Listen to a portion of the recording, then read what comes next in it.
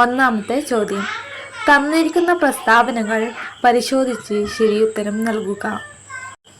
Option 1.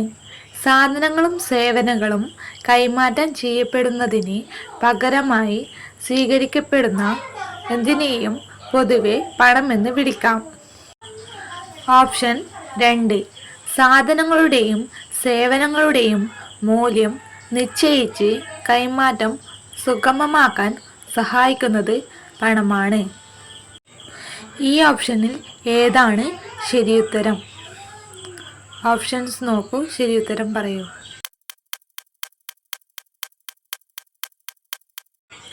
ശരിയായ ഉത്തരം C. Option C ആണ് ശരിയായ ഉത്തരം. 1, 2 എന്നിവ ശരി. ചോദ്യം 2. താഴെ പറയുന്നവയിൽ ഏതാണ് ഇന്ത്യയിലെ ആദ്യ bank? Option A Canara bank, B Nedungadi bank, C union bank, D bank of Hindustan.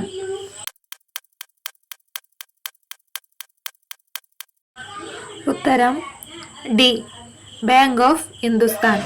ഇന്ത്യയിലെ ആദ്യ ബാങ്കാണ് ബാങ്ക് ഓഫ് ഹിന്ദുസ്ഥാൻ.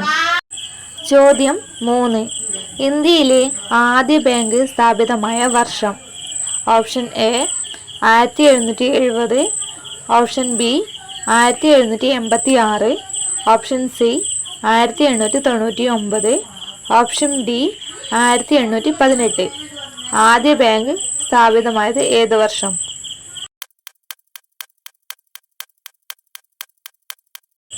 ഉത്തരം ഓപ്ഷൻ എ 1770. അപ്പോൾ ആദ്യത്തെ ബാങ്ക് ബാങ്ക് ഓഫ് ഹിന്ദുസ്ഥാൻ, അത് നിലവിൽ വന്നത് 1770. ചോദ്യം 4. റിസർവ് ബാങ്ക് സ്ഥാപിക്കപ്പെട്ട വർഷം ഏത്? Option 1921, option B 1928, option C 1933, option D 1935.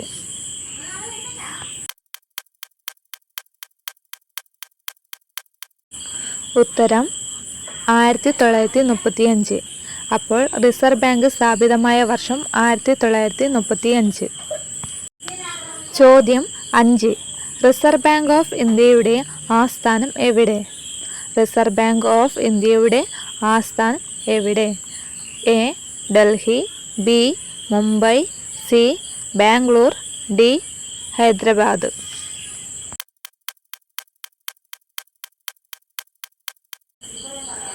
ഉത്തരം മുംബൈ. ഓപ്ഷൻ ബി ആണ് ഉത്തരം. റിസർവ് ബാങ്ക് ഓഫ് ഇന്ത്യ സ്ഥാപിതമായത് 1935. അതിൻ്റെ ആസ്ഥാനം മുംബൈ. ചോദ്യം 6. തന്നിരിക്കുന്ന ഏത് കമ്പനിയുടെ വരവോടുകൂടിയാണ് ഇന്ത്യയിൽ പുതിയ തരത്തിലുള്ള ബാങ്ക് സമ്പ്രദായത്തിന് തുടക്കം കുറിച്ചത്? Option A Dutch east India company, B Portuguese east India company, C English east India company, D Danish east India company. ഏത് കമ്പനിയുടെ വരവോടുകൂടിയാണ് ഇന്ത്യയിൽ പുതിയ തരത്തിലുള്ള ബാങ്കിംഗ് സമ്പ്രദായത്തിന് തുടക്കം കുറിച്ചത്?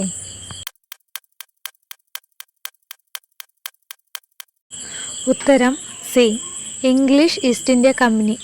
ഇംഗ്ലീഷ് ഈസ്റ്റ് ഇന്ത്യ കമ്പനിയുടെ വരവോടുകൂടിയാണ് ഇന്ത്യയിൽ പുതിയ തരത്തിലുള്ള ബാങ്കിംഗ് സമ്പ്രദായത്തിന് തുടക്കം കുറിച്ചത്.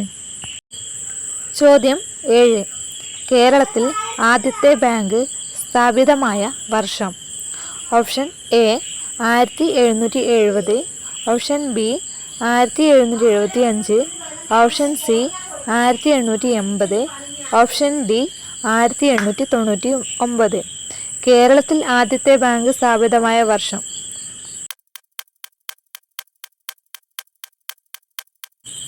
ഉത്തരം ഡി 1899. കേരളത്തിൽ ആദ്യത്തെ ബാങ്ക് സ്ഥാപിതമായ വർഷം 1899. ചോദ്യം 8. കേരളത്തിലെ ആദ്യ ബാങ്കിൻ്റെ ആസ്ഥാനം എവിടെ? തിരുവനന്തപുരം, കൊല്ലം, കണ്ണൂർ, കോഴിക്കോട്. കേരളത്തിലെ ആദ്യ ബാങ്കിൻ്റെ ആസ്ഥാനം എവിടെ?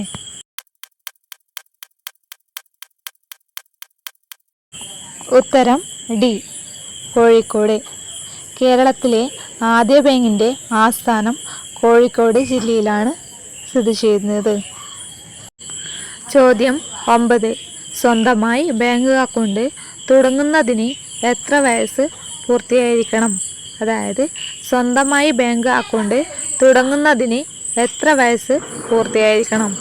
ഓപ്ഷൻ 5 വയസ്സ്, ഓപ്ഷൻ ബി 10 വയസ്സ്, ഓപ്ഷൻ സി 15 വയസ്സ്, ഓപ്ഷൻ ഡി 18 വയസ്സ്.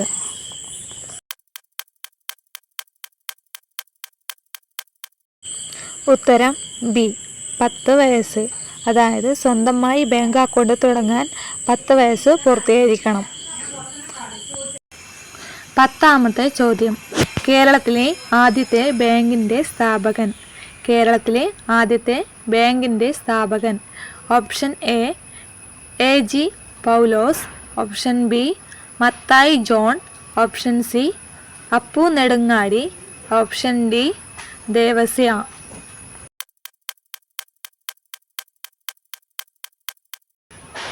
ഉത്തരം സി അപ്പു നെടുങ്ങാടി.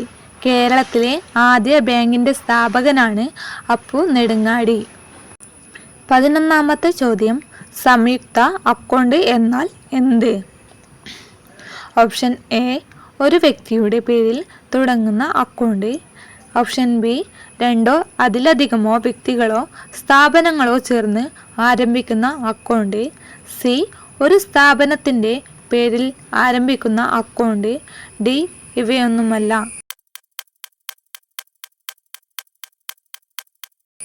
ഉത്തരം ബി 2 2ലധികമോ വ്യക്തികളോ സ്ഥാപനങ്ങളോ ചേർന്ന് ആരംഭിക്കുന്ന അക്കൗണ്ടാണ് സംയുക്ത അക്കൗണ്ട്. ചോദ്യം 12. താഴെ പറയുന്നവയിൽ ഏത് തരം നിക്ഷേപങ്ങൾക്കാണ് പലിശ ലഭിക്കാത്തത്? ഓപ്ഷൻ എ പ്രചലിത നിക്ഷേപങ്ങൾ, ബി സ്ഥിര നിക്ഷേപങ്ങൾ, സി ആവർത്തിത നിക്ഷേപങ്ങൾ, ഡി ഇവയൊന്നുമല്ല.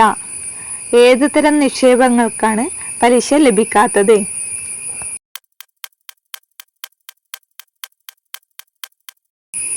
ഉത്തരം എ പ്രചലിത നിക്ഷേപങ്ങൾ. പ്രചലിത നിക്ഷേപങ്ങൾക്കാണ് പലിശ ലഭിക്കാത്തത്. ചോദ്യം 13. ഒറ്റത്തവണ മാത്രം നിക്ഷേപിക്കുകയും ഒരു നിശ്ചിത കാലയളവിന് ശേഷം പലിശയോടുകൂടി പിൻവലിക്കുകയും ചെയ്യുന്ന നിക്ഷേപം അറിയപ്പെടുന്നത്? ഒറ്റത്തവണ മാത്രം നിക്ഷേപിക്കുകയും ഒരു നിശ്ചിത കാലയളവിന് ശേഷം പലിശയോടുകൂടി പിൻവലിക്കുകയും ചെയ്യുന്ന നിക്ഷേപം അറിയപ്പെടുന്നത് എന്ത്? ഓപ്ഷൻ എ പ്രചലിത നിക്ഷേപം, ഓപ്ഷൻ ബി സ്ഥിര നിക്ഷേപം, ഓപ്ഷൻ സി ആവർത്തിത നിക്ഷേപം, ഓപ്ഷൻ ഡി ഇവയൊന്നുമല്ല.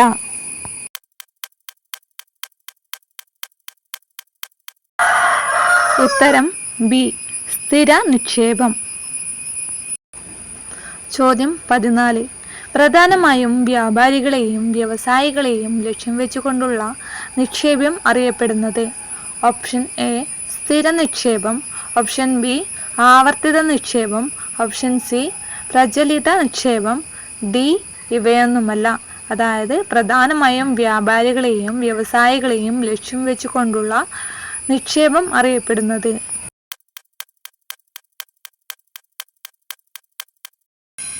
ഉത്തരം സി പ്രചലിത നിക്ഷേപം. പ്രചലിത നിക്ഷേപമാണ് പ്രധാനമായും വ്യാപാരികളെയും വ്യവസായികളെയും ലക്ഷ്യം വെച്ചുകൊണ്ടുള്ള നിക്ഷേപം അറിയപ്പെടുന്നത്. ചോദ്യം 15. കേരളത്തിൽ ആരംഭിച്ച ആദ്യത്തെ ബാങ്ക് ഏത്? കേരളത്തിൽ ആരംഭിച്ച ആദ്യ ബാങ്ക് ഏത്?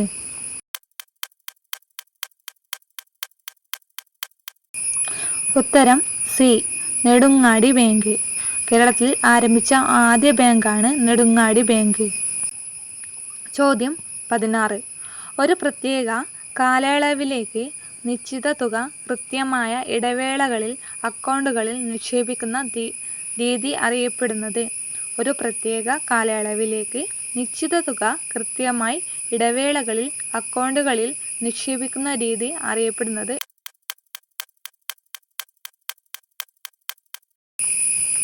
ഉത്തരം ആവർത്തിത നിക്ഷേപം.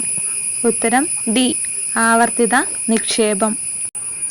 ചോദ്യം 17. ബാങ്കുകളുടെ ബാങ്ക് എന്നറിയപ്പെടുന്നത്. ബാങ്കുകളുടെ ബാങ്ക് എന്നറിയപ്പെടുന്നത്. Option state bank of India, B NABARD, C സഹകരണ ബാങ്ക്, ഡി RBI.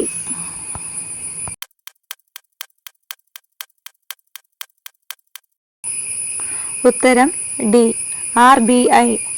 ബാങ്കുകളുടെ ബാങ്ക് എന്നറിയപ്പെടുന്നത് RBI. ചോദ്യം 18. താഴെ പറയുന്നവയിൽ ഏതാണ് ഗവൺമെൻറ് ബാങ്കായി പ്രവർത്തിക്കുന്നത്? ഏത് ബാങ്കാണ് ഗവൺമെൻറ് ബാങ്കായി പ്രവർത്തിക്കുന്നത്?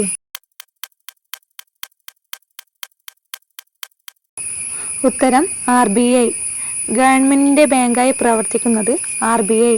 അപ്പോൾ നേരത്തെ പഠിച്ച ചോദ്യങ്ങൾ RBI നിലവിൽ വന്നത് 1935. ബാങ്കുകളുടെ ബാങ്ക് എന്നറിയപ്പെടുന്നത് RBI. ചോദ്യം 19.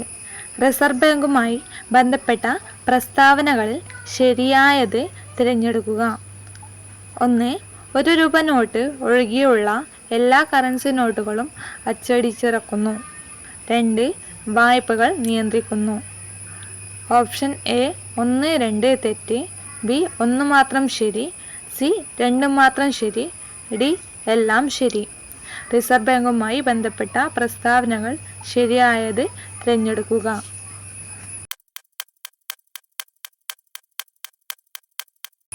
ഉത്തരം ഡി എല്ലാ ഉത്തരവും ശരി. അതായത് 1. 1 രൂപ നോട്ട് ഒഴികെയുള്ള എല്ലാ കറൻസി നോട്ടുകളും അച്ചടിച്ചിറക്കുന്നത് RBI ആണ്. അതുപോലെ തന്നെ വായ്പകൾ നിയന്ത്രിക്കുന്നത് RBI തന്നെയാണ്. അതുപോലെ തന്നെ ബാങ്കുകളുടെ ബാങ്ക് എന്നറിയപ്പെടുന്നത് RBI. 1935 നിലവിൽ വന്നതും RBI. 20ാമത്തെ ചോദ്യം ഇത് തന്നെയാണ് അവസാനത്തെ ചോദ്യവും. 10 വയസ്സിന് താഴെ പ്രായമുള്ള കുട്ടികൾക്കുള്ള അക്കൗണ്ട് ഡാഷ് എന്നറിയപ്പെടുന്നു.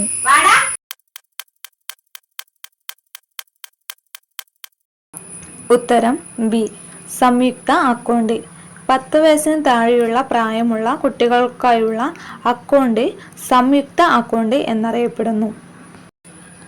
വീഡിയോ ഇഷ്ടപ്പെട്ടാൽ ഒന്ന് സബ്സ്ക്രൈബ് ചെയ്യാനും ലൈക്ക് ചെയ്യാനും വീഡിയോയെക്കുറിച്ച് അഭിപ്രായം കമൻറ്റ് ചെയ്യാനും മറക്കരുത്. എല്ലാവർക്കും ബൈ.